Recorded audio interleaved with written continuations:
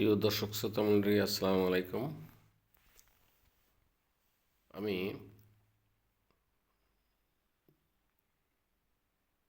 দুই দিন থেকে লক্ষ্য করতেছি যে বর্তমানে দেশের পরিস্থিতি খুবই খারাপ। যে যেখানে পাচ্ছে সে সেখানে মাতব্বরি করতেছে, গাড়ি ভাঙচুর করতেছে, চাঁদা তুলতেছে, আবার জনতা তাদেরকে ধরতেছে, পিটাইতেছে, মারতেছে। এবং এই যে একটা গাড়ি দেখলাম পুলিশে যাচ্ছে, জনতার ঢল যায় সব লাঠি দিয়ে ভাঙচুর করে আসলো।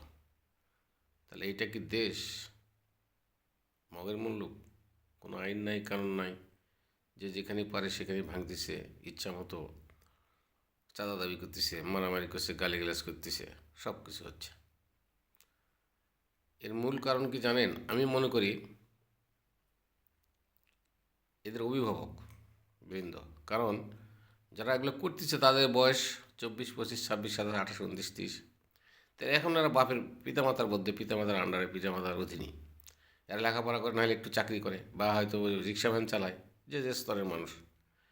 তো আমি বলবো এই দেশকে ভালো করতে গেলে এই অভিভাবকদেরকে শক্ত হতে হবে, এবং সরকারের একটা নির্দেশ জারি করতে উচিত যে যারা চাকরি করেন সরকারি, স্বায়ত্তশাসিত, আধা স্বায়ত্তশাসিত এবং গভর্নমেন্ট নিবন্ধিত এই প্রতিষ্ঠানে যারা চাকরি করবেন, তাদের ছেলে মেয়েকে এই যে ভাঙচুর করা, সরকারি গাড়ি ঘোড়া, মারামারি করা, কিলাকিলি করা, চাঁদা তোলা, এগুলোকে নিষেধ করতে বলেন। এবং এগুলোর সাথে জড়িত থাকলে সরকার এদের পিতামাতার বিরুদ্ধে অ্যাকশান নেবে, পিতামাতাকে চাকরিতে বরখাস্ত করা হবে। এরকম যদি একটা আইন করা হয়, তাহলে দেখেন বাংলাদেশটা ভালো হয়ে যাবে, অনেক ভালো হয়ে যাবে। কারণ এই ছেলেপেলেরা উচ্ছৃঙ্খল বেশি, কারণ টাকা পয়সা বেশি। তো একটা ছেলে মেয়ে 500-700 টাকা নিয়ে করে, ডেলি 200 টাকা খরচ করে, তাদের কোনো ব্যাপার নেই। টাকা পায় কোথায়? বাপ মায় দেয়, অসৎ পয়সা বা সৎ পয়সা যেভাবেই হোক।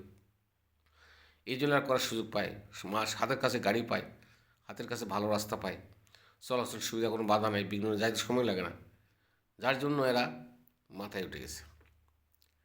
তো দেশকে ভালোবাসতে গেলে, দেশের মানুষকে ভালোবাসতে হলে আমি বলবো যারা অভিভাবক আছেন আপনাদের ছেলে মেয়েদেরকে সামলান, বুঝতে পারছেন? এদেরকে বিপদগামী করেন না। এই যে 5ই আগস্ট আন্দোলনে যে মারা গেল আপনার বাবা মা, ছেলে মেয়েদেরকে না সামলানোর কারণে, এটা কি আপনার ক্ষতি হয়েছে না লাভ হয়েছে?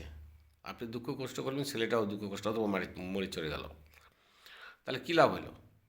তাদেরকে যে কষ্ট করে মানুষ করলেন, কী লাভ হলো বলেন? দুঃখ নেওয়ার জন্য, আর সে কষ্ট নিয়ে দুনিয়াতে চলে যাবে এই জন্য? অতএব সরকারের কাছে আমি বারবার বলতেছি, request, I will hardly request of guardian, all guardian in Bangladesh, আপনারা সকলে শক্ত হন। এই সমস্ত ছেলেমেয়েদেরকে বাড়িতে রাখেন, নিয়ন্ত্রণ রাখেন। কৃষির রাজনীতি করবে এরা, রাজনীতির নামে মারামারি, কিলাকিলি, ঠ্যাং ভাঙাভাঙি, একদল একদলকে দোষারোপ করা, রাস্তায় পড়ে থাকা, হ্যাঁ, এগুলো তো বাবার চেয়ে মায়ের কষ্ট বেশি হয়। এদেরকে লেখাপড়া শেষ করতে বলেন, একটা প্রতিষ্ঠানে চাকরি ভালো করতে বলেন, অথবা নিজে ব্যবসা বাণিজ্য নিয়ে বসতে বলেন, অথবা উদ্যোক্তা হতে বলেন। তাহলে আর ভালো থাকবে, দেশ ভালো থাকবে। ভাই, আপনার ছেলেমেয়েকে সামলান, দয়া করে আপনার ছেলেমেয়েদের সামলান, বুঝছেন? দেশটাকে মগের মূল্য মনে করেন না, কারণ এই দেশে জনগণ হচ্ছে বেশি। যদি কখনো এগুলো করে গৃহযুদ্ধ বেঁধে যায়, বা আপনার ছেলেকে নিয়ে যায় থানায় রেখে দিল, জেলখানা রেখে দিল, জেলে দিল, তা কেমন হবে? অত পিতামাতারা সচেতন হয়ে এদেরকে সামনে রাখেন ভাই। কারণ সকলে মানে ভালোভাবে বসবাস করি, সুখ শান্তিতে বসবাস করি, কেন একজন আরেকজনের প্রতি হিংসা করবো, মারামারি করবো? আর সরকারকে আমি বারবার বলতেছি, আপনারা এই আইনটা পাস করেন। এই অস্থায়ী সরকার কাছে আমি হার্ডলি রিকোয়েস্ট করবো, আপনি এই আইনটা সুযোগ পাস করে দেন, নাহলে ওরা আসলে এই আইনটা কখনোই পাস করবে না, বুঝতে পারছেন? ওদের স্বার্থে থাকবে। এই অধ্যাদেশটা জারি করে চলে যান, যে কোনো চাকরিজীবীর ছেলে মেয়ে যদি এই সমস্ত কাজ করে, তাদের চাকরিতে বরখাস্ত করা হবে। দেখেন দেশটা ভালো হয়ে যাবে। তো সকলে ভালো থাকেন, যে যেখানে, সকলের মঙ্গল কামনা করি। খুদা হাফেজ।